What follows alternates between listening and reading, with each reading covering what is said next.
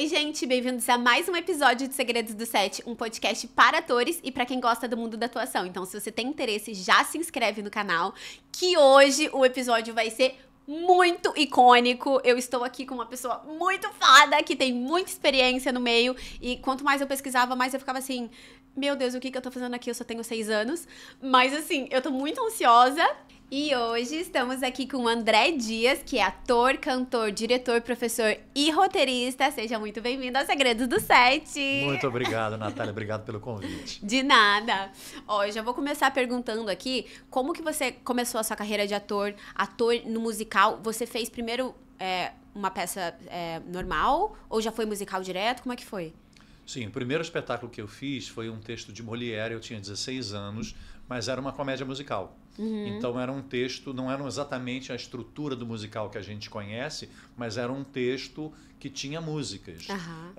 Então eu comecei a estudar primeiro a voz falada, as intenções dos personagens, das falas, e nesse musical eu só cantava no coro, para engrossar o coro. Então eu comecei a perceber ali, as pessoas com quem eu trabalhava começaram a perceber ali que eu tinha um certo potencial vocal para cantar. E a partir disso, quando eu entrei na faculdade de teatro, na Unirio, eu comecei a, em paralelo, fazer aulas de canto. Eu fiz quase 20 anos de aula de canto lírico com a Márcia Cabral, que é minha amiga hoje, minha professora querida. E depois de um certo tempo que eu comecei a fazer aula de canto, eu comecei a ficar um pouco mais seguro para participar de audições, para cantar em barzinho, para assim, me encarar também como cantor. Mas o meu foco principal sempre foi a palavra, sempre foi a carreira de ator. Né? A música veio para complementar isso. Ai, que legal. Tá, e quando que você começou? Quantos anos você tinha? Quando você começou tinha 15 para 16 no meu primeiro trabalho profissional. A primeira vez que eu pisei no palco eu tinha 13, mas era teatro amador. E eu já tinha sentido que era ali que eu ia ficar, que era por ali que eu ia ficar. Já se achou novo, isso é muito legal, né? Quando isso, a pessoa se encontra, nossa, muito bom. E aí com 16 anos eu fui convidado para fazer esse infantil, que era um texto de Molière, e aí eu conheci muita gente bacana, Sueli Franco, Jorge Maia, Ana Berdi, pessoas que já tinham muito mais tempo de carreira do que eu e que me ensinaram muito, me ensinaram realmente que era um ofício que exigia dedicação, preparo, estudo. Sim. E aí a coisa deslanchou, eu fui. Que legal. Não, e que sorte também, né? Encontrar pessoas tão fodas assim logo no início da carreira. Isso foi sensacional. Isso é uma bênção, porque justamente são essas pessoas que se transformam em referências para você. Sim. Né? Meu primeiro trabalho, eu com 16 anos, eu estava ao lado da Sueli Franco, que é uma das maiores atrizes do país. Então, um beijo, Sueli. Adoro, eu digo que é minha madrinha, a minha madrinha nos palcos. Então, assim, isso foi muito importante para que eu entendesse a seriedade da profissão e até saber se eu queria seguir isso mesmo. Né? De fato. Não, com certeza. Que legal. E você começou a fazer aula de... Eu comecei a fazer aula de canto agora. Por quê? Eu não canto nada, a minha voz é horrível. Mas... Isso é o que você acha.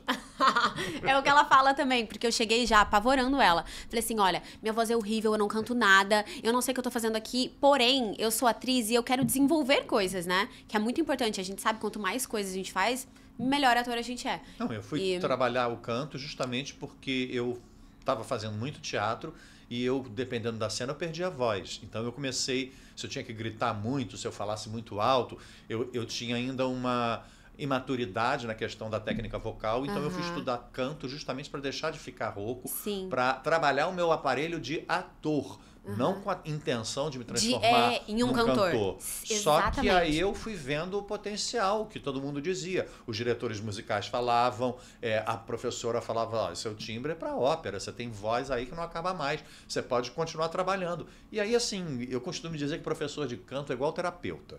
Você escolhe o seu e vai. Que é assim que você melhora.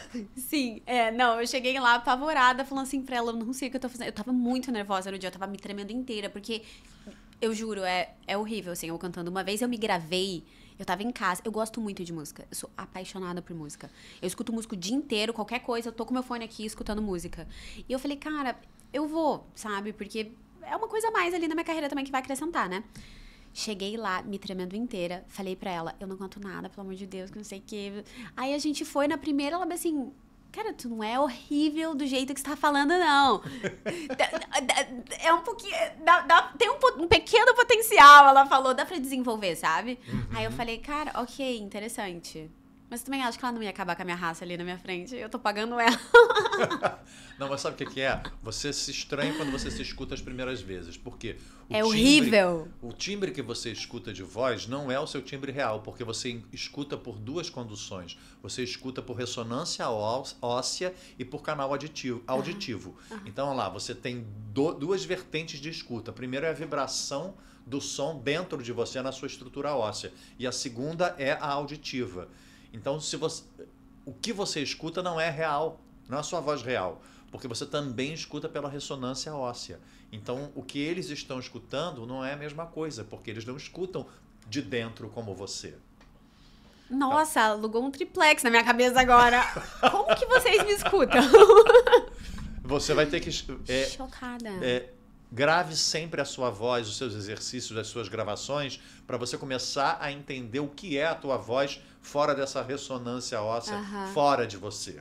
Aí você começa a entender. A aula passada eu gravei e eu no Uber, voltando pra casa, coloquei pra escutar. Falei, ai meu Deus do céu, deixa eu ver a merda que eu fiz aqui, né? Aí eu fiquei, ok, não tá tão ruim assim. Tá vendo? É uma questão de você se acostumar. Se acostumar com o seu timbre, se acostumar a se ouvir, se acostumar com os exercícios, porque eu falo muito para os meus alunos. O vocal ajuda muito. Exato. E técnica só serve como segunda natureza. O que quer dizer isso? De tanto você exercitar uma técnica, ela fica inerente a você. Não é que você vai pensar na técnica para executá-la. Não. Você já fez todos os exercícios durante tanto tempo que aquilo já faz parte de você. Vira automático. Uma coisa é você aprender uma técnica, outra coisa é você apreender esta técnica. Eu posso te explicar uma coisa agora e você vai entender. Significa que você aprendeu, mas não significa que você apreendeu e vai conseguir executar. Aplicar. É verdade? Que interessante. Ai, meu Deus. Enfim, aí foi isso. Eu, inclusive, mas tem dias e dias também. Eu não sei se com você é assim, se depende do corpo, da voz da pessoa, às vezes até do entendimento. Porque eu acabei de começar, eu fiz 3 aulas só de canto. E aí na aula, semana passada, foi boa até, eu gravei, me escutei e tal. Só que ontem, eu tava tão ruim, que eu falei, eu não vou nem me dar o trabalho de gravar isso aqui. Porque, tipo, eu não tava conseguindo. Mas é assim, é uma... É uma montanha-russa. É um fenômeno biopsicomotor. Então, tudo que você passa durante o dia influencia na tua voz. Uma noite mal dormida, alimentação ruim, alguma coisa emocional que aconteça com você, isso influencia na sua voz. Faz todo sentido. Caraca, muito interessante. Nossa, gente, sério. Por isso que o musical exige um cuidado, fazer no musical exige um cuidado que não é só vocal, é físico, é alimentação, são as emocional, horas de sono, você se proteger de pessoas que podem acabar com o seu emocional. Exatamente. Tem tudo isso. Exatamente. Ok, vamos lá. E como que foi a sua mudança do Rio para São Paulo? Você fez Rent, né? Isso. Rent foi o primeiro grande musical que eu fiz. Foi um dos primeiros dessa nova leva de musicais da Broadway. Foi em 99. Foi um dos primeiros musicais da Broadway que a empresa trouxe, que até 4F, que então se chamava CIE do Brasil, Companhia Interamericana de Entretenimento. Ela era responsável por alguns projetos grandes aqui no Brasil e na América Latina. Ela trouxe esse projeto de montar musicais da Broadway lá em São Paulo. E eu era uma pessoa completamente fanática por esse musical, porque eu assisti lá na Broadway. Foi considerado, ganhou o prêmio Pulitzer, Tony, foi considerado na época o Hair dos anos 90. E a minha juventude foi toda nos anos 90, então o que acontece? Aquilo me representava muito. Aquilo era um espetáculo que me movia muito. Então eu queria fazer e graças a Deus eu consegui fazer. Nossa, eu fui para São Paulo, fiz a audição, passei e comecei a fazer. Eu digo que a minha vida começou a acontecer aí. Foi quando eu comecei a ter a minha independência financeira, foi quando eu me mudei para me virar sozinho numa cidade, que até então eu morava com os meus pais aqui no Rio de Janeiro. Então a minha vida particular começou a partir daí e a partir desse trabalho que foi, primeiro, um divisor de águas na vida de todas as pessoas que estavam envolvidas e E segundo, realmente consolidou o projeto de musicais da Broadway em São Paulo. Foi a primeira tentativa e foi um grande sucesso. Então, claro que é difícil, mas eu já tinha 23 para 24 anos, então eu encarei essa mudança como uma aventura. Eu sou sagitariano, adoro aventura, adoro conhecer coisa nova, adoro novidade. Se joga, né? Me jogo nas coisas. Legal. E ainda mais para fazer uma coisa que eu era completamente apaixonado. Então, não só eu, como todo o elenco. É um elenco que está aí até hoje. Eu, Alessandra Maestrini, Fabio Shihara, Janaína Bianchi. Era uma gente muito bacana, muito talentosa. Era muito gostoso fazer parte daquele elenco. E realmente, Jarbas Homem de Melo, Daniel Salve, uma galera muito bacana. Caraca, muito massa. E foi eu posso te dizer que foi uma das melhores fases da minha juventude. Com certeza. Imagina. É tão gostoso, né, se jogar, se mudar e viver o novo. Eu sou geminiana também, então maluca. Eu me adapto muito adoro rápido. Uma novidade. Se tiver que mudar pra China, a primeira semana vai ser, obviamente, horrível, só que daqui a pouco eu já tô adaptada. Eu me adapto fácil às mudanças. Fácil. Que legal. E desde então você tá em São Paulo até hoje. Você nunca mais voltou pro Rio, tipo, pra morar?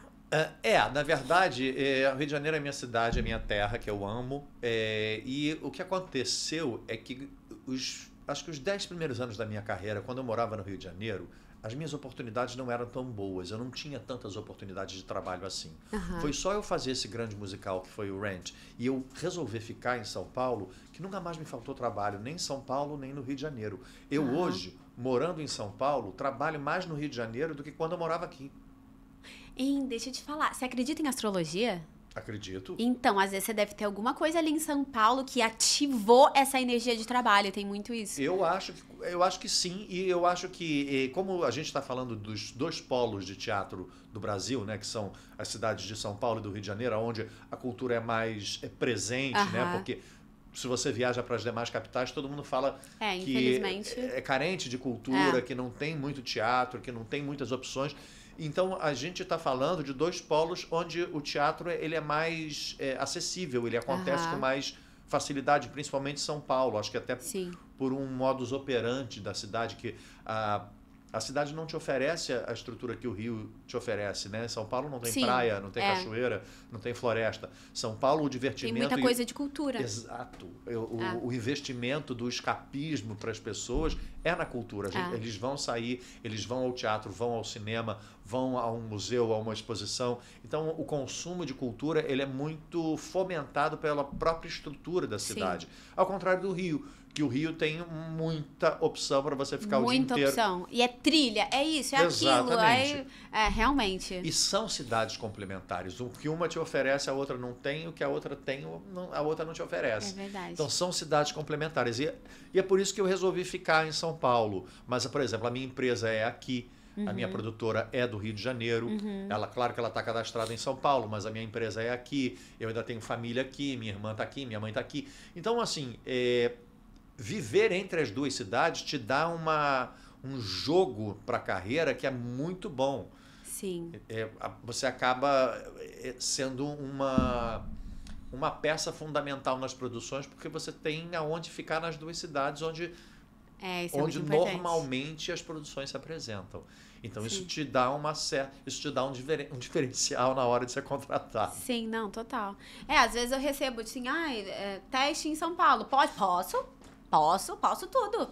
Pega um busão ali, amanhã já tô lá, amanhã de manhã, hoje à noite.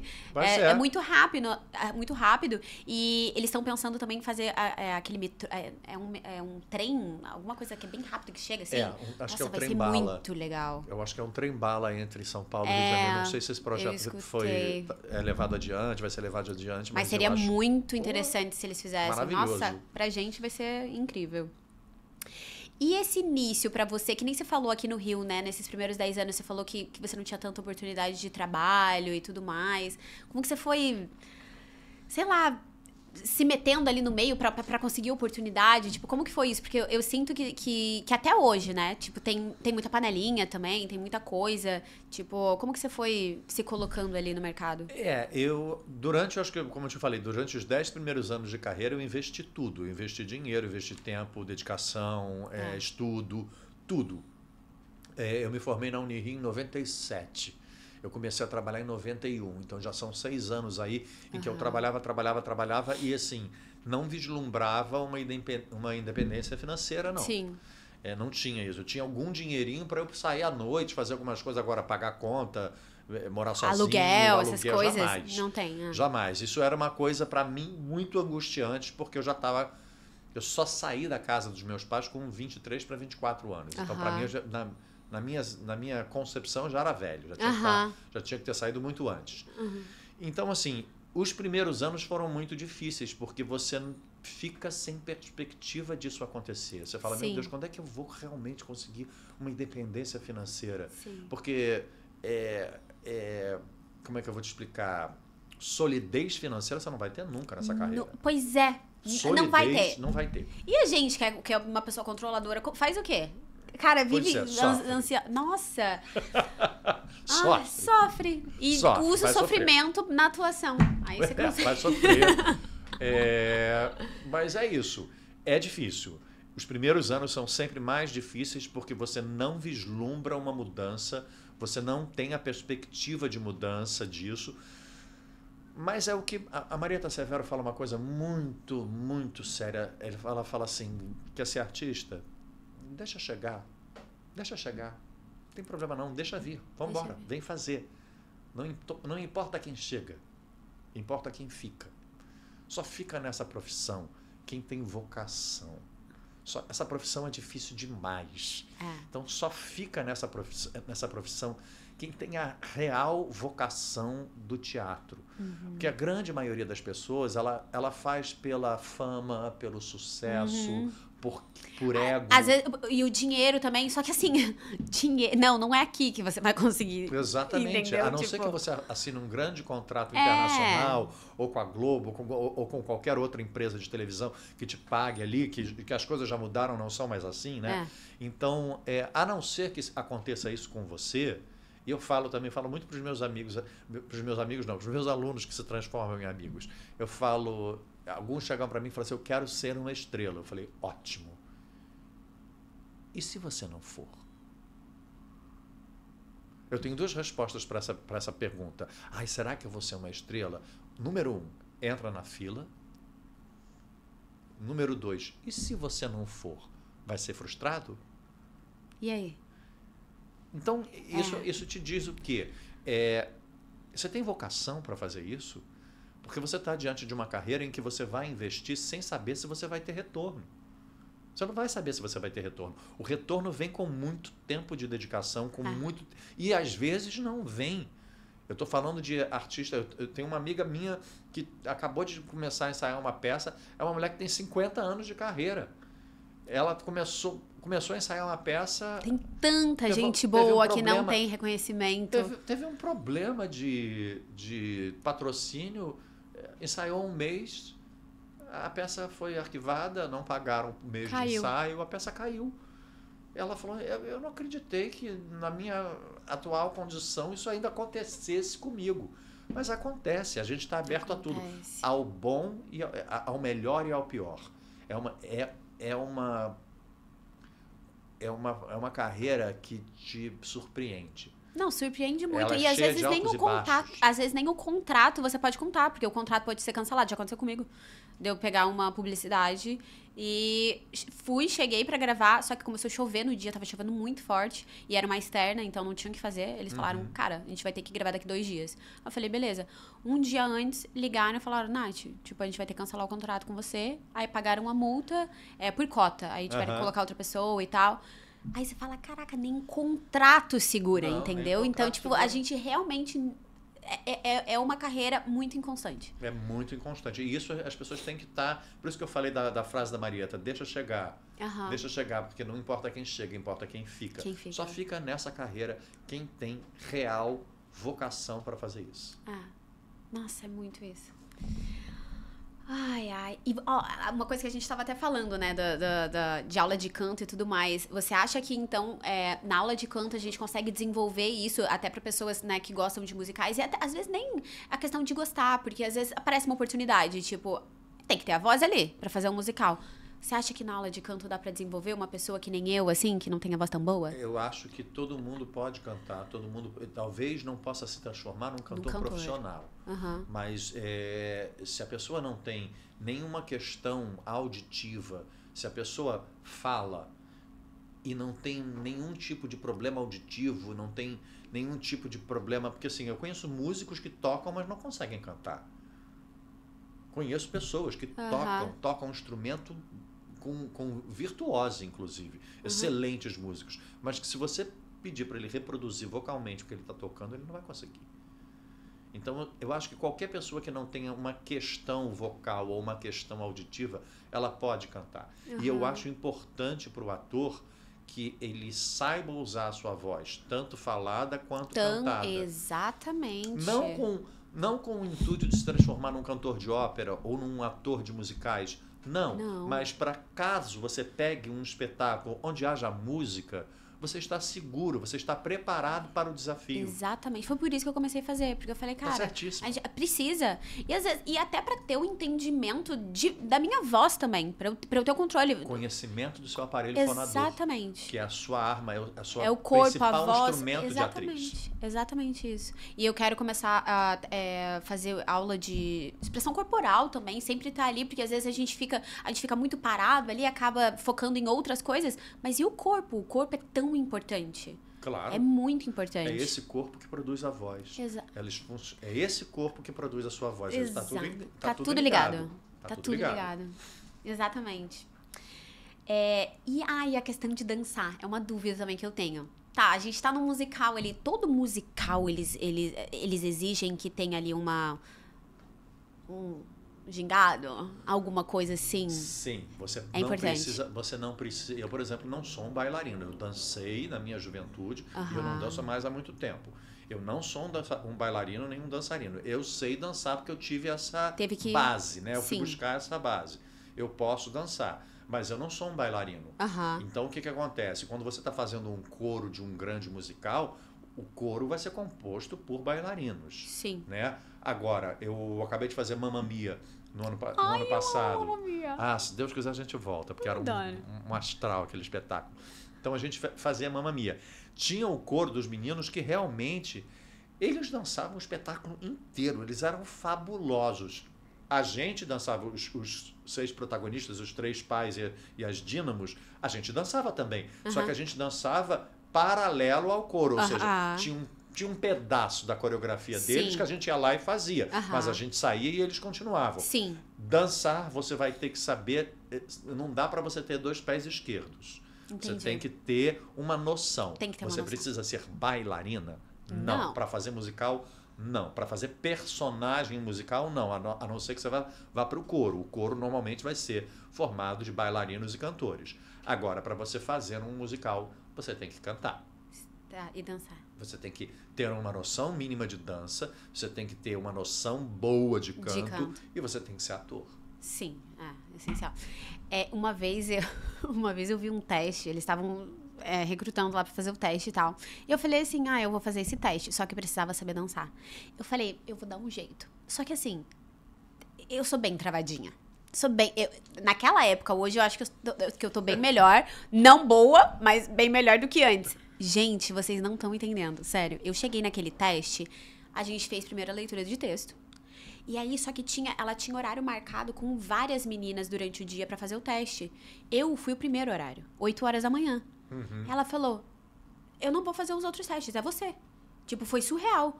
Só que ela falou, agora a gente vai pra parte da dança. Na leitura, ela falou, não, você...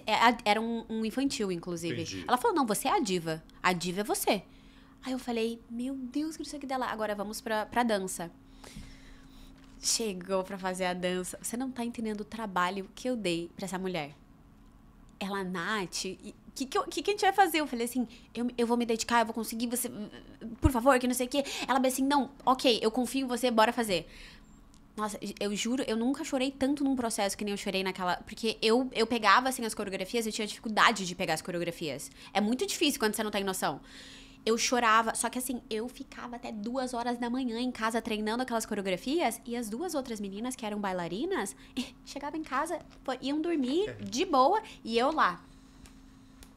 Nossa, eu ralei, vou te falar. Mas deu tudo certo. No dia da Você percebe que isso é estreia. bonito da profissão? Essa é a parte mais bonita e mais difícil da profissão.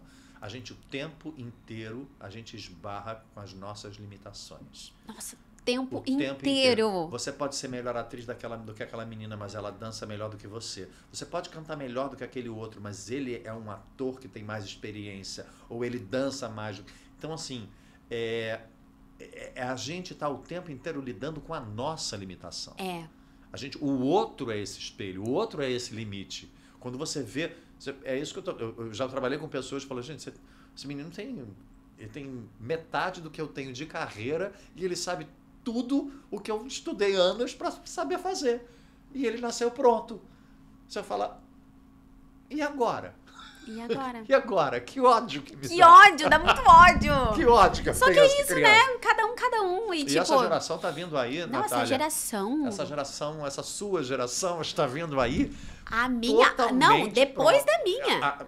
Já tá ainda mais preparada. Nossa, eu olho, eu fico chocada. Eu falo, caraca, gente, vocês nasceram já com...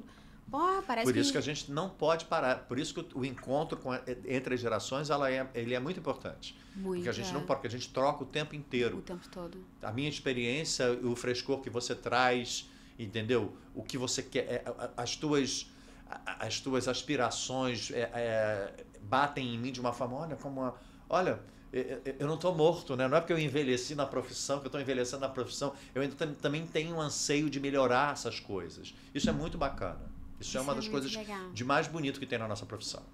Não eu converso com pessoas mais novas, eu fico assim, caraca, tipo, eu já fiz tanta terapia e estudei tanto pra aprender certas coisas, e às vezes a pessoa, tipo, 18, 20 anos, falando um negócio tão genial, eu fico, uau, que legal, é muito interessante isso. E, essa é uma curiosidade muito legal que eu tenho. A diferença do teste ali, o teste de teatro normal e o teatro musical. Você já chega ali, já dança, canta. Qual que é a diferença dessas duas? Porque eu nunca fiz um teste pra musical, né? A única coisa que eu fiz de diferente foi esse da dança aí. Hoje em dia a coisa tá um pouco mais livre, as produções, elas tendem a fazer do jeito que bem entenderem, né? Uhum. Mas o que acontece depende do que é o espetáculo. Normalmente, o primeiro teste é o teste de canto, para saber se você canta. Porque se o candidato não canta nada, já descarta. Muito difícil ele conseguir fazer um musical. Sim. Entendeu? Então, assim, normalmente, ou o teste de dança ou o teste de canto, ele é eliminatório. Entendeu? Entendi. Então, o que acontece? Interessante. Existe o musical, principalmente o musical lá de fora, né? Ele tem uma série de padrões. Você vai ter o physique de uma personagem, então você vai fazer essa personagem. Você tem que ter não só o biotipo da personagem, mas você tem que ter a textura vocal da personagem. Mas a personagem é para um soprano, ela é meso. Então não vai poder fazer esse personagem, vamos ver se tem outro. Então tudo tem um critério de avaliação de acordo com o personagem, com a voz do personagem, com o tipo físico da pessoa. É bem específico. É tudo muito específico. Quando a gente vai fazer um musical, digamos, brasileiro, um musical original, um musical infantil, a nossa gama de opções ela é muito maior do que quando a gente está fazendo um espetáculo de Broadway, um espetáculo musical que já tem uma espécie de patente, que é um franchise, que as coisas já vêm praticamente prontas. Então, se o seu biotipo é esse, normalmente, se o seu biotipo é da menina cômica, normalmente você não vai fazer a mocinha, você vai fazer a menina cômica, entendeu? E isso também vai junto com o timbre. Então, são uma série de questões que... Agora, o teatro, quando você vai fazer uma audição para teatro, normalmente é uma questão de atriz, é uma questão... Em primeiro lugar, provavelmente é uma leitura de mesa. O diretor vai te colocar com o texto e falar, eu queria que você lesse esse papel. Você vai ler junto com o elenco, vai ver se tem uma química com os demais atores. Então é uma coisa um pouco mais simples do que... Porque no musical você tem essa questão interdisciplinar que é dança, canto e atuação. Então o processo de seleção para um musical ele é mais trabalhoso por conta disso. Entendi. Desse caráter interdisciplinar. E você dirigiu os shows da Disney no Brasil? Quanto mais eu pesquisava, eu achava coisa, eu falei, gente... Não, juro que eu comecei a ficar apavorada. Eu falei assim, gente, não tem fim. Meu Deus, o podcast vai durar 5 horas. Tomara. Ele já fez tanta coisa. Meu 2007, 2008, tinha um evento em São Paulo que eu acho que não tem mais, chamava-se Super Casas Bahia, Mega Casas Bahia, uma coisa assim. E existia um contrato com a Disney Internacional.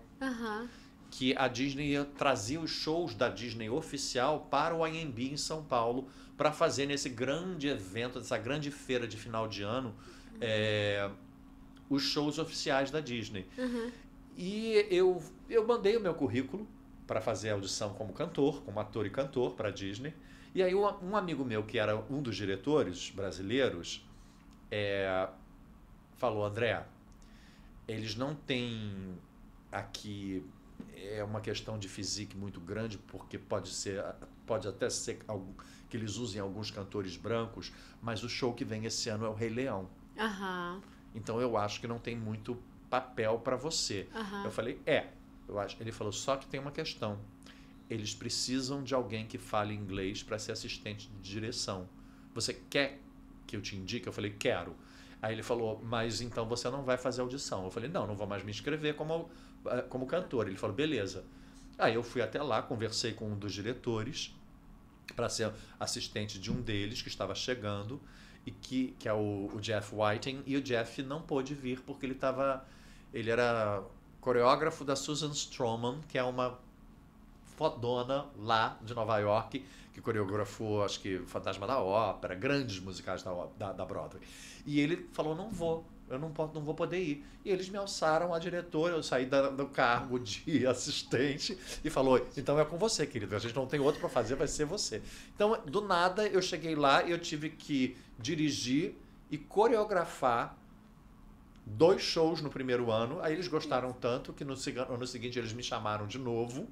E eu fiz durante 2007 e 2008, se não me engano, 2 eventos desse para a Disney International, que para mim foi uma escola maravilhosa. Nossa! Porque era tipo assim, então, hoje é segunda-feira, a gente ensaiava um show de 10 às 2, outro show de 3 às 7. E aí eles falavam assim, semana que vem a gente volta para ver. Eu falei, semana que vem? Então eu tenho 6 dias para marcar 2 shows. Meu Deus do céu. Então eu marcava um de manhã, o outro de tarde, e na segunda-feira os chefões da Disney estavam lá para ver o show pronto. Que loucura. Então era assim, não pensa, vai lá e faz. Realmente foi muito bacana, foi muito bacana. Sim, e pra você ver, né, como a gente, cara, ator é foda, a gente tem que desenvolver tudo nessa vida. Puta que pariu. Você falou que você se inscreveu porque você tinha um inglês. Sim. Aí, ó, tem que ser fluente em inglês também. Não basta você ser cantora. Tem que ser fluente em inglês e eu vou te falar mais. Tem que ser fluente em espanhol também. Hoje em dia, principalmente para audiovisual, as coisas... A América Latina tem, né? Tem muito... Eu, por exemplo, durante a pandemia, eu só fiz teste em inglês. Eu não fiz teste para nada. Eu fiz um teste em português, o resto tudo foi teste em inglês. Caraca. Tudo. Nossa, ainda bem que eu tenho inglês. Welcome to Segredos do Site. Vamos lá. Ai, meu Deus. E o passo a passo de preparação para um musical? Então, que nem você falou ali no teste, você é o processo, né? Primeiro a dança, depois o canto, depois não sei o quê. Quando você tá fazendo um musical, é da mesma forma? Tipo, vocês ensaiam tudo junto? Como é que é? Não, normalmente o musical ele tem escalonamento de ensaio. Tá. O que acontece é que o musical, o teu cotidiano tem que ser de atleta. Porque senão você quebra mesmo. Porque o musical te exige muita coisa física. Mesmo que, por exemplo, como eu falei do Mamma Mia, que eu ia lá dançava uma parte da coreografia, mas aí eu já entrava para trocar de roupa para fazer uma cena, aí eu voltava para fazer outra cena, trocava de roupa, entrava para dançar outra parte. Então a coisa é muito dinâmica. Então assim, se entre uma coisa e outra, você torce um pé, você se machuca, isso é uma questão. E você fica ofegante. Você fica ofegante, você perde uma voz. Então, A preparação para o musical é quase que uma preparação de atleta, guardadas as devidas proporções. Sim. É uma preparação de atleta. Você tem que se alimentar muito bem, você tem que dormir muito bem, você tem que fazer um exercício físico para condicionar tanto a sua musculatura quanto a sua capacidade aeróbica, porque o seu canto em movimento vai precisar de condicionamento aeróbico. Não adianta você achar que você vai cantar pulando e vai ficar normal, porque você não vai. No primeiro ensaio você vai achar que vai morrer. Eu falei, vou morrer, não vou conseguir fazer isso não. Então isso aí você no segundo ensaio você vai condicionando aonde você respira, vai marcando aonde você respira e conforme você vai ensaiando, Não, você tem vai... isso, eu não sabia. Agora que eu comecei a fazer a aula, a gente tá com a letra aqui. Ah, não, você vai respirar depois dessa palavra. Aí eu fico assim, tem isso? Tem. Que loucura, eu não sabia. Porque se você estiver cantando em coro, tem que respirar todo mundo junto, senão cada um ataca num lugar diferente. O coro tem que ser todo mundo junto. Fiquei Por isso chocada. que o coro ele te prepara. Quando você faz o coro, é isso, uma coisa é a pessoa solar, outra coisa é você cantar a sua linha de coro comigo cantando outra coisa na sua orelha. Isso, sim. Entendeu? Sim. O coro, fazer coro, cantar em coro, prepara, desenvolve a musicalidade, desenvolve a sua concentração, desenvolve muita coisa. Caraca, muita coisa. Muito legal. É uma escadinha. Você vai fazer um coro, depois você faz outro coro, depois você ganha um papel pequeno, depois você ganha um coadjuvante, até você chegar lá. Isso sim é uma carreira que está instaurada ali, é que eu falo muito da Fabi Bang, que também foi minha aluna. Eu amo a Fabi, um beijo, Fabi. A Fabi Bang, ela é muito bonito eu ver a trajetória da Fabi, assistir a trajetória da Fabi, porque ela saiu do coro, do balé, do corpo de baile. Do corpo de baile ela foi para o coro, do coro ela foi conseguindo um papel pequeno, ela chegou a coadjuvante, chegou a protagonista, hoje é uma estrela dos musicais, fez Wicked, fez Cabaré, fez A Pequena Sereia. Então é tão gostoso você ver e você perceber que ela está fazendo uma carreira sólida, está solidificando o nome dela no mercado de teatro musical. Sim, muito legal. Vamos lá. Ai, os cuidados... Bom, a gente já tá falando sobre isso meio que desde o início, né? Os cuidados que você tem que ter com a sua voz, assim. Essa coisa de dormir bem também, se alimentar bem e se exercitar, que é muito importante, né? O nosso corpo imagina, o nosso objeto de instrumento que a gente usa pra atuar. Exato. Então, tipo, não tem como. Mas, assim, quando... tem alguma coisa de... algum exercício, alguma coisa que você faça, assim, que não vai travar tua voz ali na hora? Ou, às vezes, até... remédio, tem gente que usa... Como que é o nome daquele... Né? Nebulizador. Hidratação. A melhor coisa é água, sono, muita água e vaporização. Vaporização é aquele que a gente chama de nebulizador, que é o soro fisiológico, que você põe o soro fisiológico. Então, quanto mais você inala esse vapor, mais a sua prega vocal fica hidratada. Então, você limpa todas as secreções, tudo que está ali preso. Você limpar a corda vocal é muito importante para antes de dormir, ao acordar, o vapor da água ele hidrata a membrana da corda vocal, isso mantém ela mais saudável. E a questão muscular, os exercícios de aquecimento, os exercícios de preparatórios para você cantar são muito importantes. E tem uma outra coisa também que a gente faz, que é o desaquecimento, que é trazer a voz para o descanso. Que são 2 ou 3 minutinhos que você faça. Quando a gente faz...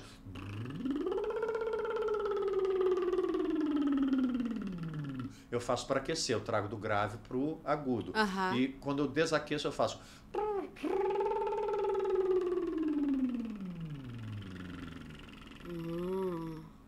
Então é um aquecimento e um desaquecimento. E aí você traz a sua voz, você bebe muita água, você se hidrata, você dorme bem. Tudo isso é realmente um diferencial na hora de você... Essencial. E não beber e não fumar, né? E não beber e não fumar. Eita, galera. Não beber e não fumar. Eu parei de fumar, e vocês? Beber e fumar. Nossa, fumar realmente fumar, não tem como. As pessoas têm que se convencer de que beber tem que ser moderadamente. Não, moderadamente, com certeza. E fumar não dá, gente. Não dá. Fumar você tá se autodestruindo. Foi por isso que eu parei de fumar, porque eu falei assim, cara, eu tô tirando um pouco da minha vida todos os dias. Exatamente. Então, quando eu realmente entendi isso, E o preço que você vai pagar não é agora, o preço que você vai pagar é lá na frente. Lá na frente. Aí eu malho, eu faço dieta, eu cuido da minha pele, aí eu vou morrer logo? Não. Falei, não, chega, que é isso? Eu entendo que é uma doença, o tabagismo é uma doença, as pessoas são viciadas, são adictas nisso, é muito difícil depois de muito tempo você tirar isso, mas é necessário, é realmente necessário. É realmente muito necessário. E, enfim, eu acabei parando, né, eu pedi um sinal pra Deus e eu recebi um sinal bem pesadinho, que fui parar no hospital, mas não era por conta de fumar. Uhum. Era porque eu tinha machucado o peito na academia, eu tinha feito o braço, aí eu machuquei internamente o músculo, aí quando eu respirava doía. Só que eu entendi como sinal, eu pedi o sinal, eu falei assim, ok, parei.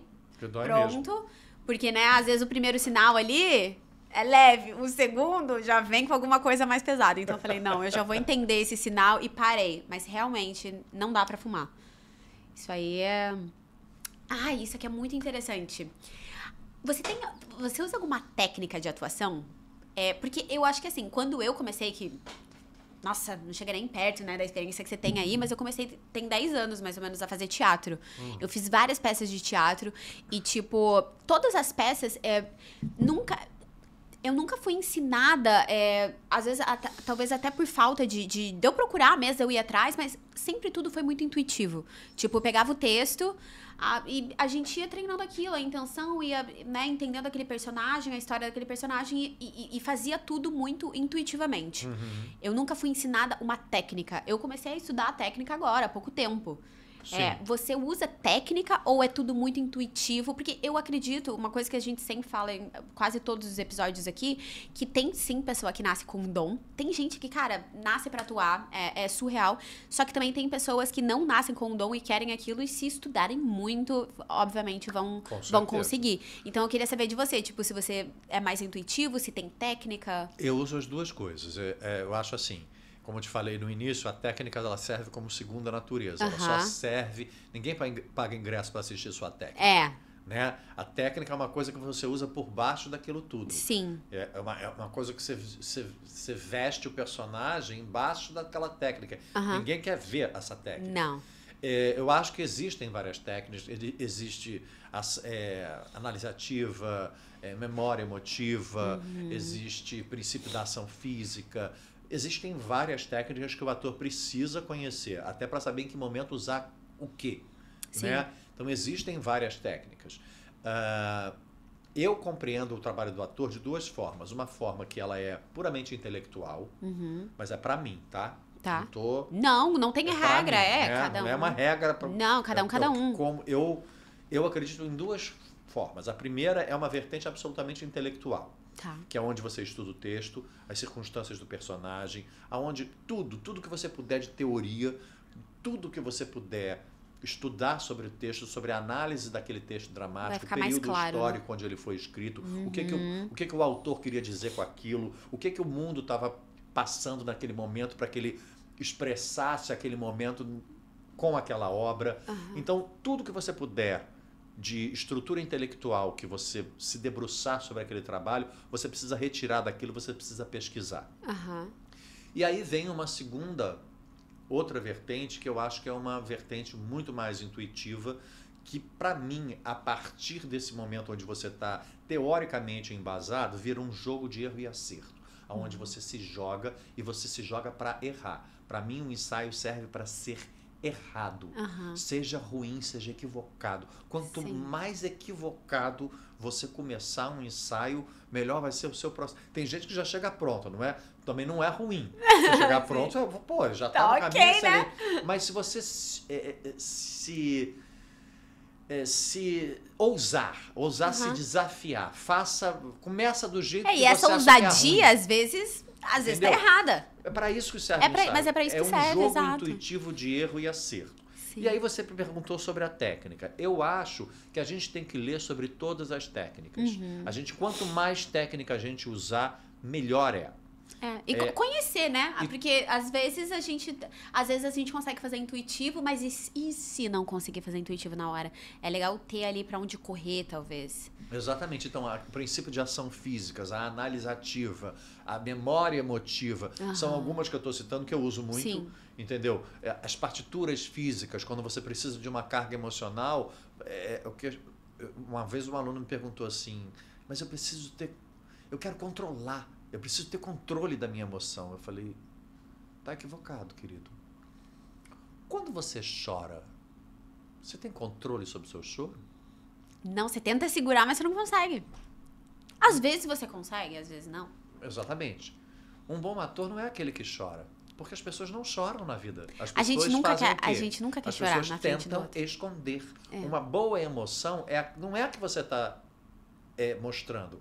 É a que você... A boa atuação é quando você mostra outra coisa do que você está vivendo.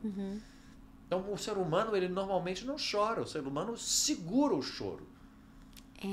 Entendeu? Nossa, então, muito. assim, não existe controle de emoção. Existe o quê? Compreensão dessa emoção. Espaço físico para que essa emoção brote do jeito que ela brota na realidade, que você não tem controle sobre ela.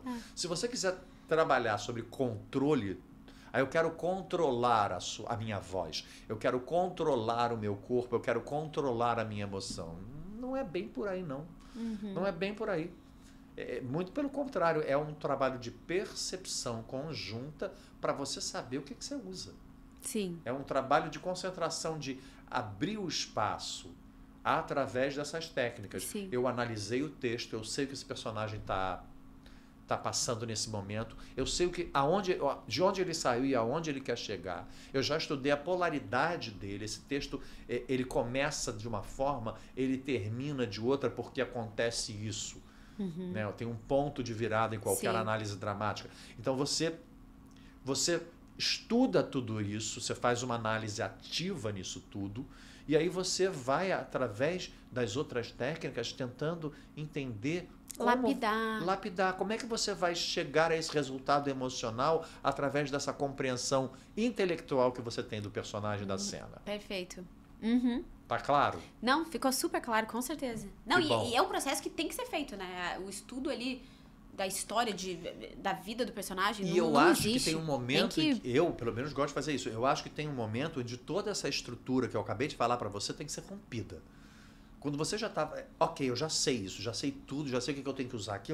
Tem uma hora, agora chega, agora eu vou fazer tudo diferente. Agora eu vou me jogar. Quando você já tem todas essas vertentes tão instauradas, tão arraigadas no seu trabalho, agora esquece, joga isso tudo no lixo. Agora eu vou viver, agora eu vou ser esse ator, eu vou ser esse personagem. Sim. Porque isso já está absolutamente no meu panorama. Tá tudo aqui. Já absorveu. Já absorvi. Agora eu tenho que fazer. Aí eu digo, a técnica serve como segunda natureza. Agora o público quer ver a natureza, a humanidade do personagem. Sim. Né? O público não paga para ver teu processo, para ver tua técnica. Não. Ele quer se emocionar, ele quer se identificar e falar, opa, é isso aí. Eu sou isso aí. Quer se identificar. Não, total, não, com certeza. Amei. E qual foi o musical mais desafiador? Eu acho que não só musical, eu acho que a gente, nossa, ícone, né? Meu Deus, quanta coisa você já fez. Não, sério, porque assim, meu Deus. Qual foi o trabalho mais desafiador, assim, que você já fez? Pode ser tanto musical, enfim, novela ou peça normal. Eu sempre gosto de falar sobre o Avenida Q, que foi primeiro pelo desafio de você interpretar, cantar e dançar com os bonecos, né? Segundo pelo desafio da fusão entre você fazer dois personagens diferentes, eu fazer dois bonecos diferentes, às vezes ao mesmo tempo, entendeu? Com duas vozes diferentes. Era um desafio técnico muito grande.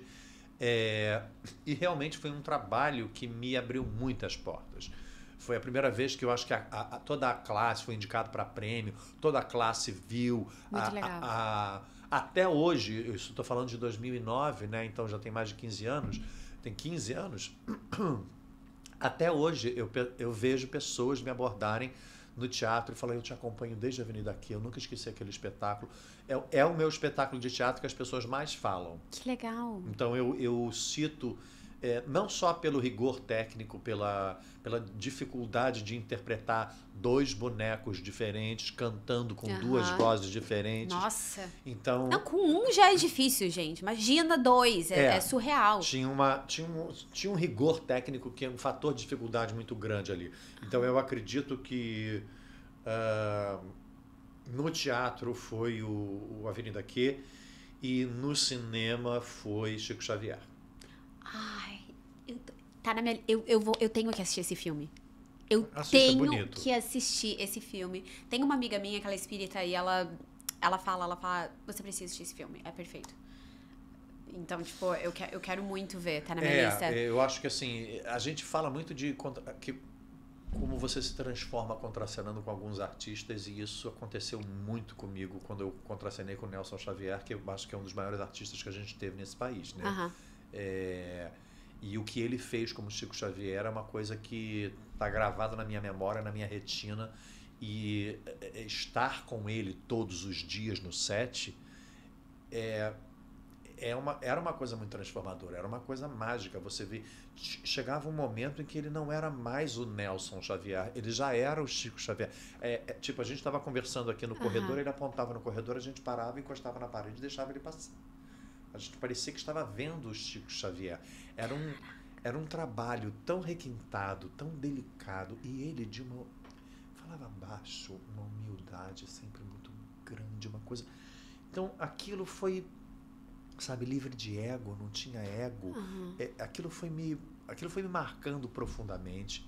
E assim, realmente foi outro divisor de águas na minha carreira, porque eu estava o tempo inteiro era eu, Ângelo Antônio, Nelson Xavier e Daniel Filho. Então, para mim, era para onde eu olhasse, eu tinha referência. Para onde eu olhasse. O Daniel eu lembro que o Daniel, quando ele terminou de gravar uma cena, ele gritou no microfone assim: olha o André aprendendo a fazer cinema. Porque eu ficava histérico. Eu não tinha muita cancha de câmera, eu não tinha feito televisão, não tinha feito quase nada. Eu tinha feito uma participação num filme anterior, mas era a primeira vez que eu estava trabalhando diretamente com um personagem, falando com a câmera ali. Não, e tanta referência também, e você fica assim, meu Deus! Exatamente, os seus heróis estão ali, né? Você está na frente, você está junto com os seus heróis. Não, e eu tava olhando aquele elenco, é surreal. Eu abri o elenco do filme e fiquei assim, eu nunca vi tanta gente foda em um elenco. Imagina a primeira leitura, quando eu cheguei. Nossa! Eu não tô brincando. Não, você teve quantas diarreias naquele dia? Porra, não, eu ia passar muito mal. Eu achei que eu fosse... Aquele dia, porque era um mesão enorme, com um elenco, um mesão em U, assim, enorme. E aí no centro estava Daniel Filho. De cada lado do Daniel Filho estava Nelson, Ângelo, do lado do Nelson, eu. Meu Deus do céu, pertinho. E aí do meu outro lado estava Paulo Goulart, do outro estava o Tony Ramos, do outro a Cássia Kiss, a Cristiane Torlone, e eu só falava, o que eu tô fazendo aqui? Eu só tenho 6 anos. É um meme. O que é que eu estou fazendo aqui? E assim, eu não conseguia respirar. Nossa, e eu tinha que falar em 3 idiomas. Eu tinha cena em francês, eu tinha cena em inglês, eu tinha cena em espanhol e eu tinha cena em português. Porque tinha uma hora que o Emmanuel falava em outros idiomas. E eu tinha que falar. E eu estava... Mas assim, E aí, mas o Daniel Emaray, ele botou a mão e falou assim, fica calmo e faz seu trabalho. Tá tudo ótimo. Só faz o que você já está fazendo. Falei, ok, porque imagina, você vê aquelas pessoas que são seus ídolos todos ali, e você, assim, acabou a leitura, o Paulo Goulart olhou para minha cara e falou, gostei muito da sua leitura. Eu não sabia o que responder para ele. Eu falei, muito obrigado, muito obrigado. Então é isso que eu estou te falando, esse tipo de trabalho realmente marca você para o resto da sua vida. Nossa, e te faz um artista melhor, sim, te faz, porque você vê gente muita gente boa. Luiz Melo, a cena em que ele perde o filho, tive o privilégio de assistir o Luiz Melo, ele com o cigarrinho dele fumando, falava assim, Daniel, você quer melodrama mesmo, né? Você quer que eu chore, me descabele com a morte do menino. Faz melodrama sem medo de ser cafona, Luiz, tá bom. Apagou o cigarrinho dele, gravando. As lágrimas pulavam, assim, do nada. Ele babava em cima do Oswaldinho, que fazia o filho dele morto. Eu falei, gente, como ele faz? Eu quero ficar olhando para aprender a fazer isso. Né? Um beijo para você, Luiz, que você é um gênio. Então isso te marca como artista. Isso te marca como artista. Jamais vou esquecer desse filme. Jamais. De vez em quando eu ponho lá para me criticar, que eu falo, eles são muito melhores do que eu. Essa até é uma pergunta. Você se critica? Você se assiste depois de todo... Em televisão, só se eu gostar da cena. Se for uma cena corriqueira, eu não assisto, não. Se for uma cena que eu trabalhei e falei, essa cena é difícil, aí eu assisto. Eu prefiro não ver. Você prefere não ver? Prefiro não ver. Eu fico apavorada, eu não gosto de me ver também, não. Eu estava do lado de Ana Rosa no dia da estreia do Chico Xavier, ela percebeu que eu não conseguia... Eu acho que eu nunca fiquei tão nervoso em toda a minha vida. E eu não ia nem entrar em cena, porque já estava gravado, já estava rodado, o filme já estava pronto, já estava editado, já estava lá, eu estava vendo no cinema. Mas acha que essa é a pior parte? Eu vou aparecer. Ai, meu Deus, eu achava que eu ia morrer ali quando eu apareci. Não, e todo aquele elenco foda, te olhando ao mesmo tempo, que você é o foco daquele momento. Aí, cara, Não, eu tava de barba, eu tava sem barba no filme, aí uma vez no dia do filme, da estreia do filme, eu tava de barba. Aí a Julia Gunn chegou pra mim e falou assim, desculpa, quem é você? Você faz quem no filme? Eu falo, que bom. Ela falou, você não me reconheceu? Ela falou, não, eu falei, eu faço o Emmanuel. Ela falou, Não, realmente, eu vi a foto de quando você gravou. Bem diferente. Fica diferente. Eu fico bem diferente sem barba e com barba. Então, isso são coisas que eu levo pro resto da minha vida. Essas pessoas, eu vou os ensinamentos, a forma com que você aprende olhando as pessoas trabalharem, as pessoas que têm muito mais experiência que você, que tem uma carreira brilhante e que você sempre admirou. Né? Eu tenho muito isso, assim, eu boto uma coisa na minha cabeça, eu quero trabalhar com aquela pessoa. Acontece. Trabalha, que daqui a pouco ela cruza o seu caminho. Lei da atração. Total. Ai, que legal. Vamos lá. Aí você fez a novela Segundo o Sol, né, da Globo. Sim. E o seu personagem, ele cantava? Cantava. E tocava? Não tocava? Ele teria que tocar, mas como eu não toco violão, eu não toco nenhum instrumento, eu só canto. Eu aprendi 2 ou 3 acordes e fiz uma cena rapidinha, como se eu estivesse afinando o violão. E aí, na verdade, foram 2 cenas com o violão só. E ele cantava. Ele cantava com o sotaque dele, né? Porque era um personagem que era islandês, então tinha que ter um sotaque. E foi um trabalho, assim... Eu amei fazer TV. Quando eu comecei... Eu fiz primeiro em 2017, eu fiz Novo Mundo. Em 2018, eu fiz Segundo Sol. Quando eu cheguei em 2017 para gravar Novo Mundo, eu estava um pouco apreensivo, primeiro porque era meu primeiro personagem fixo numa novela. Segundo, porque eu achei que eu ia achar chato fazer TV. Acho que porque eu faço muito musical, que agora é ensaio vocal, agora é ensaio de coreografia, agora é ensaio da cena, volta da cena para o ensaio de coreografia, depois essa coisa muito dinâmica que o musical proporciona. Eu achei que ficar lá no set, no camarim, 2, 3 horas, esperando para gravar uma cena de 2 minutos, sabe assim, eu achei que isso... É maravilhoso, não tem nada de chato, mesmo quando você espera o dia inteiro, você pega as cenas dos próximos dias no camarim, começa a bater com um colega, sabe assim? Sim. A Giovana fazia muito isso comigo, ela falava assim, não sei nada. No 3º mês de novela, você fala isso todo dia, grava 25 cenas por dia e sabe tudo. Ela falou, não sei, pelo amor de Deus, vem aqui. Aí eu falei assim, aí ela tinha tipo 20 cenas, eu gravava 6 delas eram minhas, aí a gente passava as nossas primeiro, aí eu pegava agora, eu leio o Emílio, você faz você. Aí eu pegava as cenas dela com o Emílio e passava... Sabe, o convívio ali era deixa tudo gostoso. Muito mais divertido, era né? Muito gostoso. Era que legal. Muito gostoso. E TV também é muito técnico, né? Tipo assim, grava de novo, passa de novo. Não, agora deu erro aqui, agora vai de novo. A televisão, ela tem uma velocidade que é é tudo pra ontem, né? É tudo pra ontem. Mas ao mesmo tempo é tão devagar, né? Tipo, porque por exemplo, as cenas demoram muito, você fica lá horas. Porque tem a luz, tem o quadro, tem o cenário, tem o figurino, tem... Entendeu? Sim, é muita coisa. E não tem a coisa do tempo do cinema. O cinema, não, a gente só vai rodar quando o quadro estiver impecável. Então espera até ficar impecável. Eu lembro da cena do... Eu sempre conto essa história. Na cena da cachoeira, que é a minha cena de entrada no filme, nós chegamos na locação da cachoeira às 7 horas da manhã. Nós gravamos a cena às 4h30 da tarde. Caraca, meu Deus. Entre 7h30 e 9h30, mais ou menos, eles montaram a grua, o guindaste lá, aquela grua, o camate. Eles montaram aquilo umas 10 horas, mais ou menos, aquilo ficou entre umas 2h30, 3 horas para montar aquele equipamento todo. Aí tinha uma tendinha assim, botaram uma barraquinha pro Daniel com a cadeira dele. Ele falou, tudo pronto, Daniel, tudo pronto. Ele olhou, fez assim, ok, agora a gente espera o sol sair. Sentou e cruzou os braços. O sol só foi sair tipo 2 horas da tarde, eram 10h30 da noite. E ele queria o sol. Ele falou, tá saindo. Aí gravou um take. Daqui a pouco gravou outro. Parou, fomos almoçar. Saímos do almoço, fomos rodar a cena. Agora saiu, tá bonito, o quadro tá bonito. Vamos lá. Então, tem essa demanda, tem essa questão artística que o olho do diretor é que sabe a hora que vai gravar, que vai rodar. Na televisão tá no estúdio. A televisão amor, a cena tem que ficar pronta agora, porque amanhã ela sobe para ser editada, porque daqui a 2 dias ela tá no ar. Então tem esse fato. Vai. Quando eu fiz o Novo Mundo, era eu, a Mariana Consoli, Bia Guedes.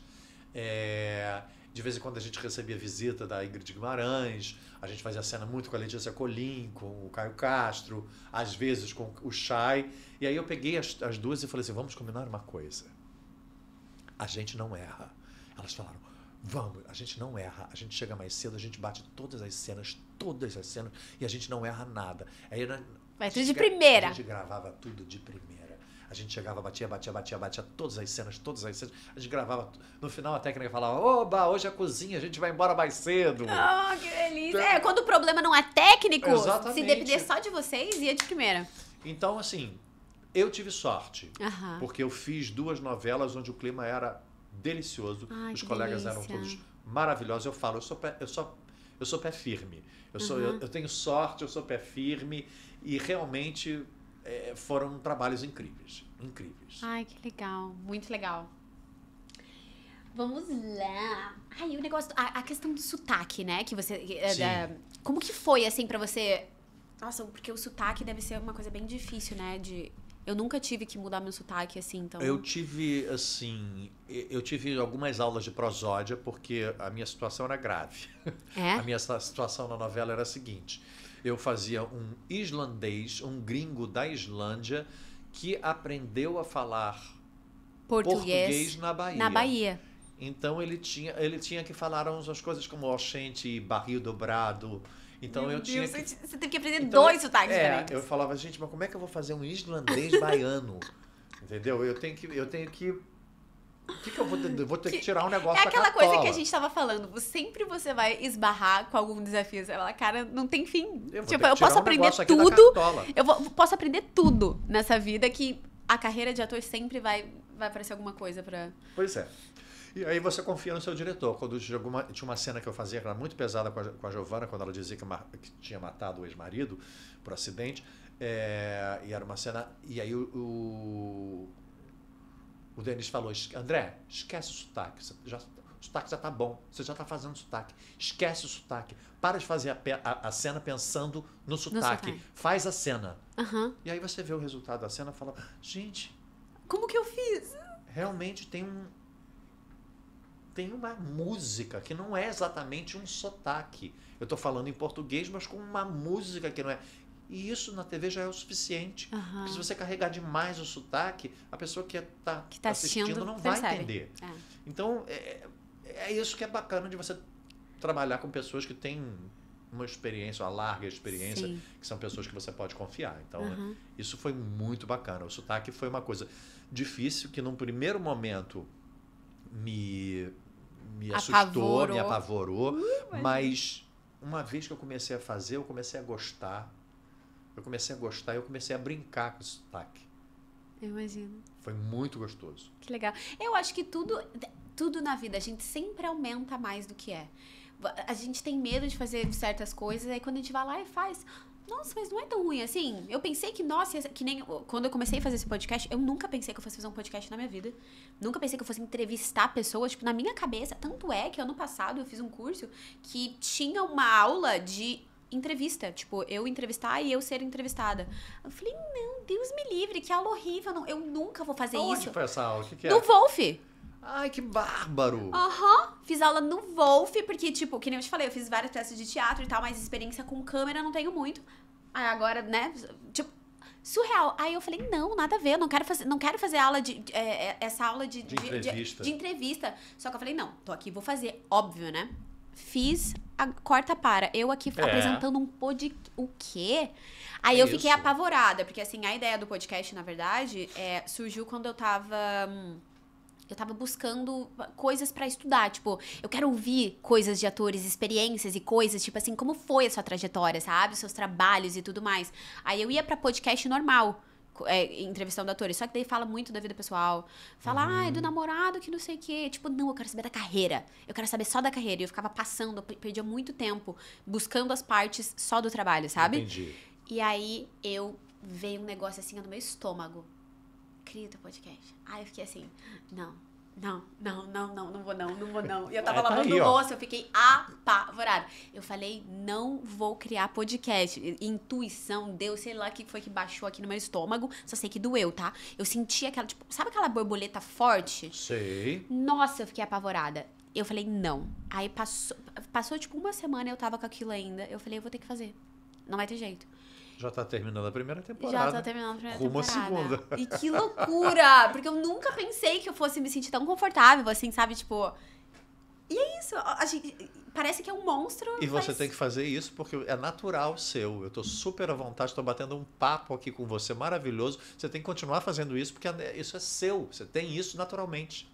Chocada. Eu não sabia que eu tinha isso. Só fazendo o que a gente sabe.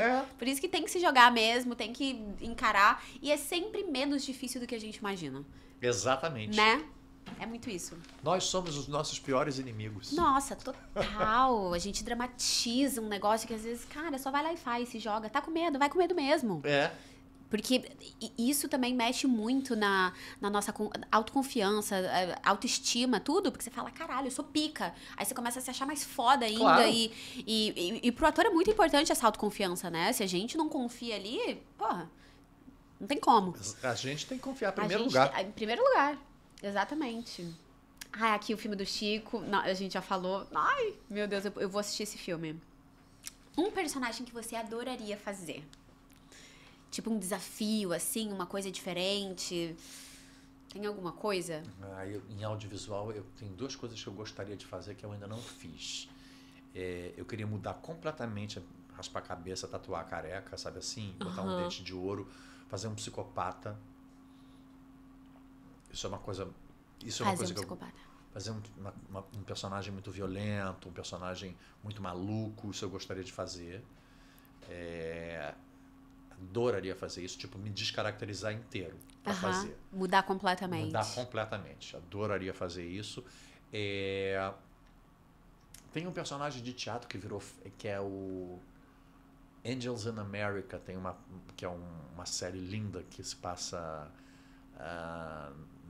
na década de 80, no meio da epidemia de AIDS.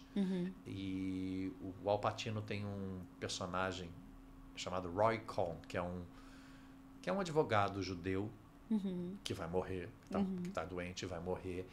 E ele é uma pessoa completamente sem nenhum escrúpulo. Ele é ruim, ele é mau. E eu achei esse personagem, mas ele é... E o trabalho do Al Pacino é uma coisa tão... Não, ele é... Nossa. Mas ali ele tá inspirado, ele tá livre de qualquer coisa, é uma coisa impressionante. Então é um personagem que eu gostaria de fazer também, mas eu foco no psicopata. No psicopata. Eu também. Eu também. Eu gosto muito desse lado de vilã e tudo mais, porque isso é até uma coisa que eu tenho que. Eu ainda tô trabalhando muito nessa questão da raiva. Eu tenho uma certa dificuldade de colocar raiva pra fora. É muito louco. Às vezes até em aula, assim, eu tenho que trazer raiva, assim, às vezes eu começo a chorar na raiva. Sim, mas choro é sinal de raiva. É, mas às vezes quando não pode chorar. Só raiva agora. E eu fico. Eu fico chorando. Eu falo, caralho, não, eu tenho que aprender a expressar raiva. Eu posso expressar raiva. Eu acho que talvez seja muito trauma também, né? Alguma coisa. Algum gatilho seu. Algo de infância e tal. Então, um personagem assim, com bastante raiva, com bastante. Pra trabalhar até esse meu lado pessoal. Seria muito interessante, muito legal. Eu gosto muito de trabalhar coisas distintas, sabe? Cara? Por exemplo, principalmente em audiovisual. Eu fiz um vilão primeiro e depois um mocinho. E, assim, claro que o vilão é muito mais interessante sempre. Tem muito mais chão para você brincar.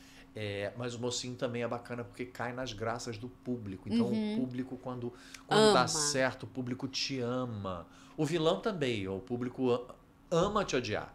Né? Sim! O público ama te odiar. Ama te odiar. Mas o mocinho também é bacana por conta disso. É que o vilão ele te dá mais prazer de fazer, né? Você arquitetar uma maldade, você ser dissimulado, isso pro ator é uma delícia. Nossa, eu adoro também. Mas eu acho que eu sempre primei pela versatilidade. Eu sempre quis fazer uma coisa completamente diferente da anterior. Isso me alimenta muito, sabe? Sim. Criar realmente um espetáculo, criar um tipo, fazer uma composição completamente diferente, mesmo em televisão, que é mais difícil, né? Porque as pessoas, normalmente, elas fazem sempre um mesmo padrão de personagens. Eu gosto muito de burlar isso, gosto muito de brincar com essas figuras antagônicas, esse potencial camaleônico que a gente tem. Que legal. Aí, ó. Alguém aí, ó, coloca o André pra fazer algum psicopata. Tô querendo. Aqui, a gente falou dos negócios da Disney também, que eu tinha colocado. Agora a gente vai pras polêmicas. Perguntas do público. Babado. Meu Deus. Ó, eu coloquei exatamente como ela escreveu, tá? A gente quer que o André hable. É pra hablar, hein? Tá bom, vamos lá. Sobre as produtoras de musicais que chamam sempre os mesmos atores, mesmo que não tenham nada a ver com o personagem. Bom, não ter a ver com o personagem é o que a gente chama de miscasting, né? Você chamar um ator que não tem nada a ver com o personagem é ruim até pro ator, né? É ruim pra produção e é ruim pro ator. Como é a primeira parte da pergunta? Hablar sobre as produtoras de musicais que chamam sempre os mesmos atores, mesmo que não tenham nada a ver com o personagem. Quando os atores são bem aplicados nos personagens, é natural uma produtora querer trabalhar com aquele ator. Se é um ator que é bacana, que faz um bom trabalho, que não dá problema, o que a gente diz essa confiança e que a gente pode chamar de formação de panela, quando a gente não está de dentro, isso acaba acontecendo. Isso é Se eu estivesse dentro, eu ia adorar. Exatamente. Mas aí é que tá, a gente tem que galgar o nosso lugar, né? Sim, Mas essa questão das produções quererem trabalhar com os mesmos atores, isso é normal. Isso acontece na televisão. Né? A gente está há anos vendo os mesmos atores fazendo novela. Isso acontece no cinema. A gente ainda tem um mercado que é extremamente segmentado. Tipo, quem faz cinema, quem faz TV, quem faz teatro, quem faz teatro musical, faz teatro musical. Então, o nosso mercado, infelizmente, ele ainda é bastante segmentado. Né? É difícil você romper essa bolha e transitar entre esses segmentos.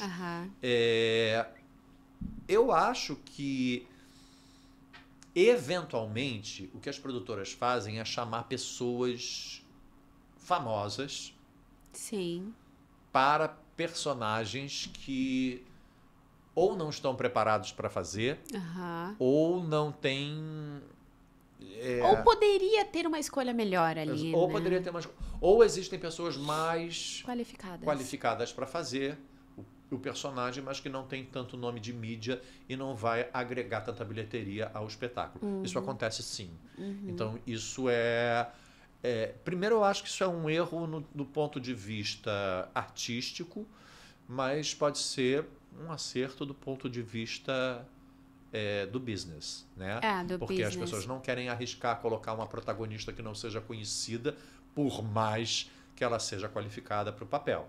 Então, acontece.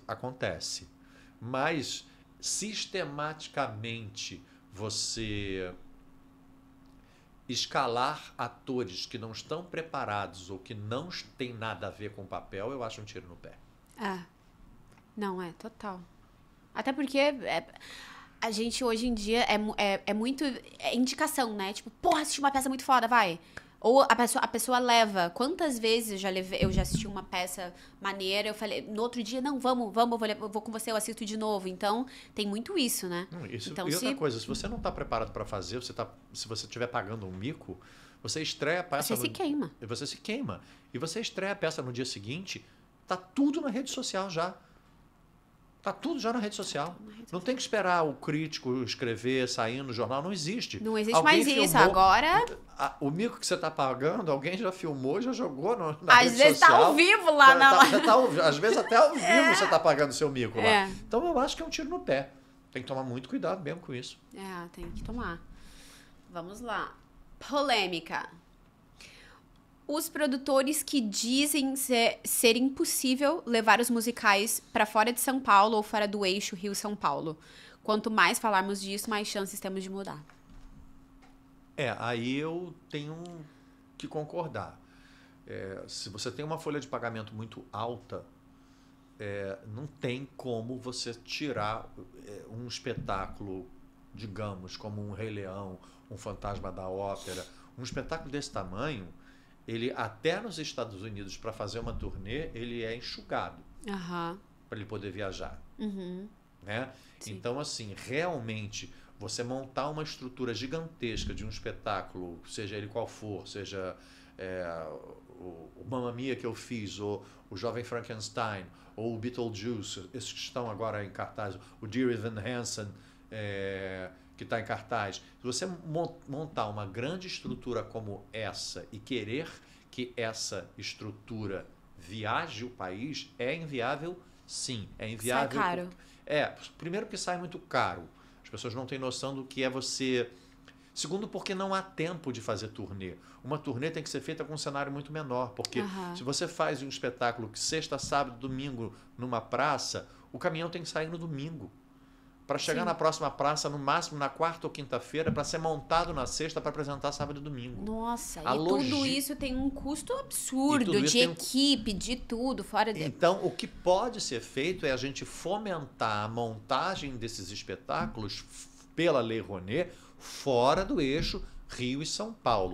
Agora, querer que essas produtoras levem espetáculos, por exemplo, quem viu a Noviça Rebelde agora, que tem aqueles cenários com LED que são lindíssimos, que dão um movimento, é um cenário em 3D, uma montagem belíssima do Charles e do Cláudio, lindo, uma Malu arrebentando, um elenco maravilhoso. Quem sabe quanto custa para colocar aquilo num teatro, tem que entender que não dá para tirar de lá para montar em outro, aqui no Rio de Janeiro, já é uma fortuna.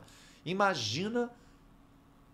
Outro estado, a logística disso é muito complicada e sai muito cara. Então, realmente, levar os espetáculos do eixo Rio-São Paulo para as demais capitais desse porte realmente não é possível. O que é possível é a gente fomentar a montagem dos espetáculos desse porte fora desse eixo com produtoras locais. Entendeu? Se você pega, por exemplo, eu acabei de fazer Kafka e a Boneca Viajante. Éramos 4 atores, um músico, 2 técnicos, era uma equipe com uma produtora. No final, era uma equipe de, no máximo, 10 pessoas viajando. Isso é possível. Sim. Nós fizemos uma turnê, ficamos quase um ano em cartaz, fizemos 8 cidades no Brasil. Isso é possível dado o tamanho do espetáculo. Sim, a estrutura é bem menor. Dado a estrutura da produção, que é muito menor. Agora, um espetáculo como um Rei Leão, como o Dear Evan Hansen, um espetáculo grandioso, realmente não tem condição de fazer uma turnê pelas principais capitais do país. Entendi. Esclarecido. Ai, mais uma polêmica, ela falou. Eu tô olhando certinho do jeito que ela escreveu. Ai, mais uma polêmica. O musical Hairspray, que vai estrear em São Paulo, lançou audições pelo TikTok. Sinceramente, não sei se algum dos atores que foi escalado veio através dessas audições, mas queria saber se ele acha válido abrir as audições dessa forma. Se ele acha que é uma forma boa de quebrar a panelinha. Você acha que é uma forma boa abrir essas audições, assim, pelas redes sociais, TikTok, essas coisas, pra galera realmente se inscrever lá e fazer o teste? De todas, essa é a mais polêmica, hein? É a mais polêmica? É. Sério? É. Não sei se é o caso da produção do Hairspray. Sim. Tá? Não estou falando porque eu também não Sim, sei sim. mesmo. Aham. A resposta da pergunta para mim é não.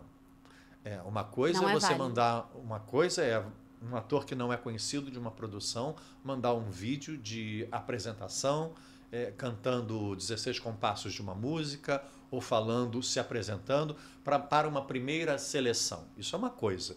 Digamos, fazer uma inscrição pelas redes sociais quando a audição é aberta, ok.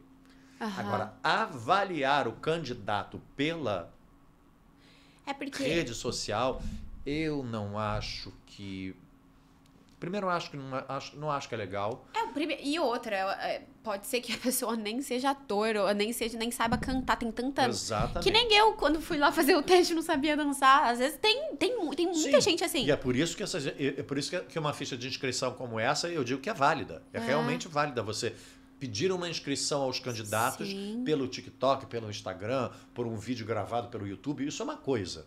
Agora, você avaliar as potencialidades de um candidato para um papel através de uma rede social, primeiro eu acho que tem como. que não... Não tem nem tempo hábil pra isso. Tipo, imagina quantas pessoas iriam se... E continuando, também não sei se é o caso da produção do Hairspray. Eu acho que quem produz, não sei se é o Thiago Abravanel, um beijo, Thiago, que é meu amigo querido, mas não acho que seja esse o caso, mas existem produtoras que anunciam audições por cláusula contratual de patrocínio e os diretores já têm todo o elenco marcado. É o que a gente chama de audição fake, audição de cartas marcadas. Você anuncia essa audição, isso acontece, Fomento. Isso fomenta o nome do espetáculo, isso já divulga o espetáculo antes dele começar a ser ensaiado. Isso não acontece agora, não. Isso acontece há muito tempo. Entendi. Entendeu? E todo mundo já sabe quem é que vai fazer. Babado, eu não sabia disso. Tem audição fake. Não acho que seja o caso, ainda mais se for liderado pelo Thiago, eu não acho que seja o caso. Não, sim, da mas audição, tá falando que existe, mas né? isso existe sim. Existe mesmo. Eu, por exemplo, se fosse diretor de uma produção que me mandasse fazer uma coisa dessa, eu falaria assim, tudo bem, vocês fazem, mas eu vou pegar pelo menos tantas pessoas da audição. Sim. Eu não vou manter um espetáculo inteiro com atores convidados, sendo que eu fui lá para a rede social com a minha cara dizer, olha, estamos fazendo uma audição aberta. Como assim estamos fazendo uma audição aberta se eu já Já tá com o elenco todo ali. Se eu tô com o elenco fechado. Entendeu? Aquela velha história, não faça com os outros o que você não quer que façam com você. Eu acho uma temeridade fazer uma coisa dessa. Sim. Mas eu sei que acontece. Não estou dizendo, mais uma vez, que é o caso da produção do Hairspray. Não.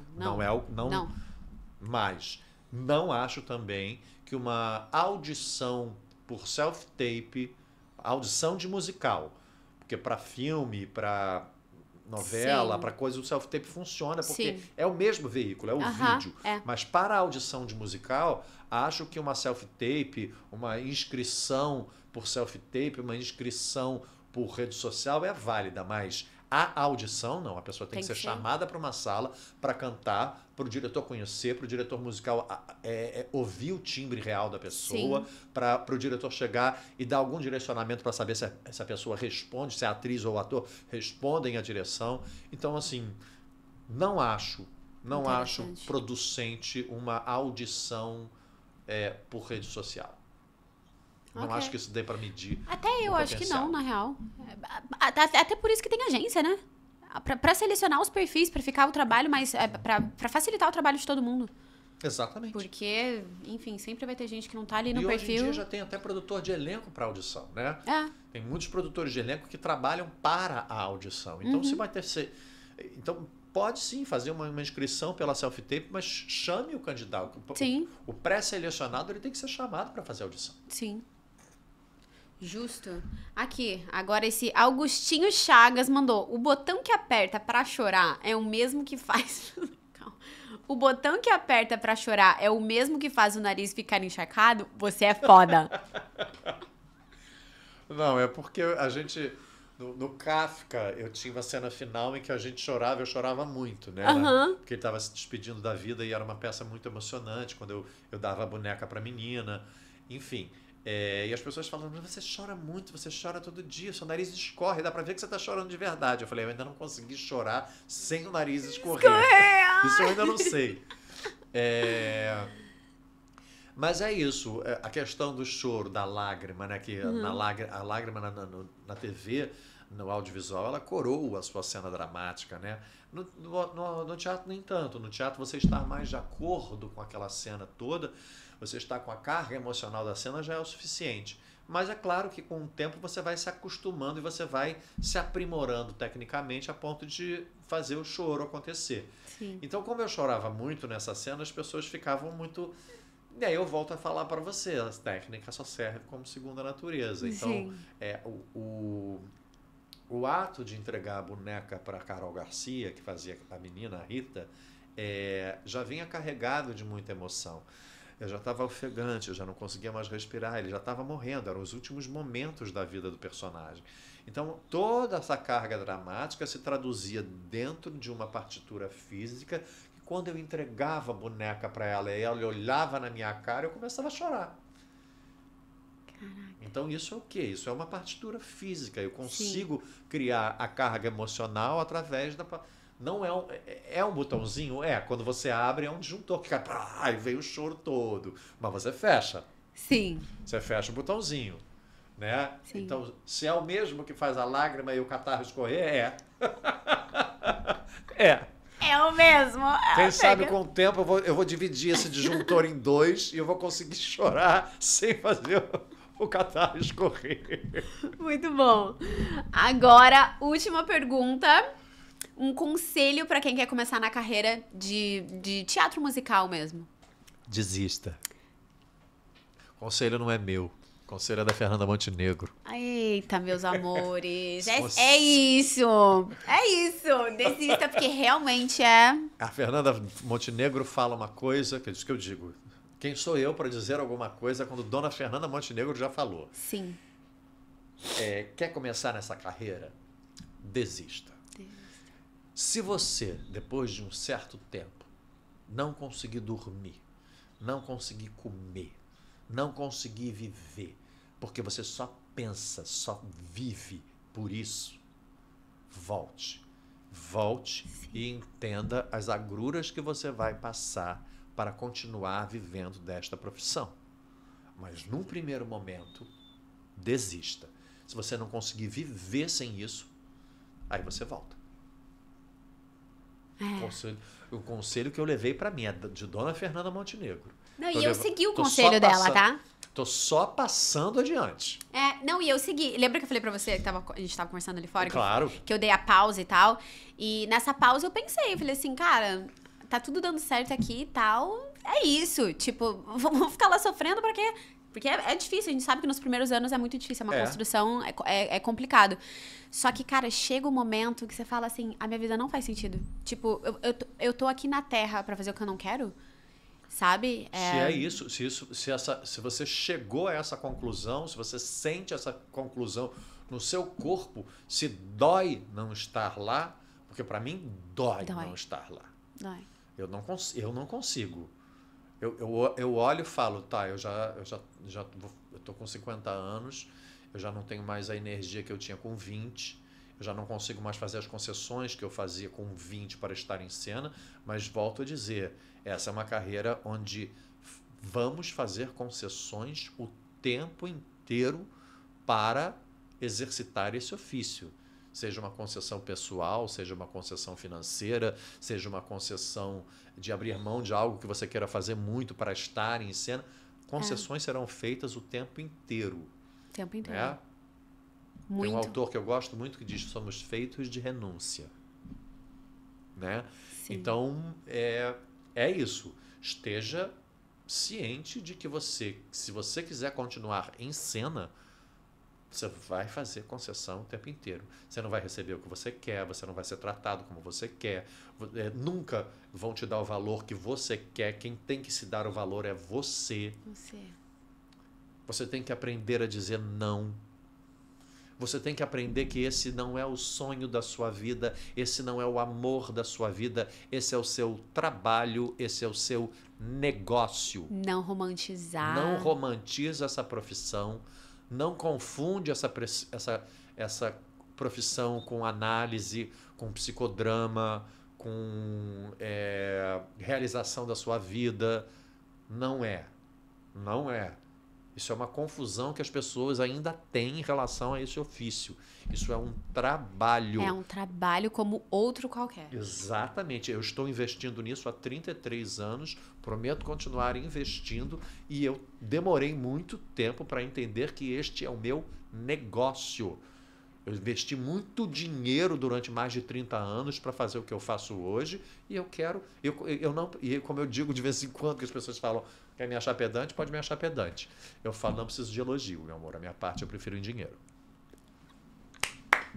Amor! É isso! E qual o projeto que você tá agora, que você tá fazendo agora? Bom, o que eu posso dizer eu estou escrevendo uma peça para 3 atrizes. Vou ler um monólogo que eu escrevi durante a pandemia para Denise Stoklos e para Alessandra Maestrini, que querem me dirigir. Isso deve ser para o ano que vem. Que mais? Tem mais uma coisa. E eu vou fazer com Charles Miller e Cláudio Botelho, eu vou fazer um evento no Rock in Rio em setembro desse ano. Já vamos começar a ensaiar daqui a pouco. Que legal. Não pode falar mais sobre? Porque assim... Se eu soubesse, eu falaria. Eu fui chamado essa semana. É uma comemoração dos 40 anos do festival, do Rock in Rio. É um show que acontece num dos palcos do Rock in Rio. É um show curto que conta a história de como o Rock in Rio foi gerado, né? Aconteceu. Conta a história dos bastidores do festival. E é um espetáculo curto de 30 minutos que acontece 4 vezes por dia, em cada dia São 4 sessões por dia de 30 minutos em cada dia de festival, num dos palcos que eu ainda não sei qual é. Não sei nem o que eu vou fazer, nem o que eu vou cantar. Ai, que interessante. Muito obrigada por ter vindo, Obrigado André. Você é um astral. Muito obrigado pelo convite. Tô gelado esse ar, né? Muito obrigado pelo convite. Eu amei estar aqui. Tô super à vontade com você. Acabei de te conhecer, tô super à vontade. Fico muito feliz, sério. Fico muito feliz. Obrigado mesmo pelo convite. Estou à disposição quando quiser me chamar de novo. Boa! Segunda temporada! Beijo, gente. Se inscrevam no canal, que logo, logo tem mais episódio pra vocês. Beijo!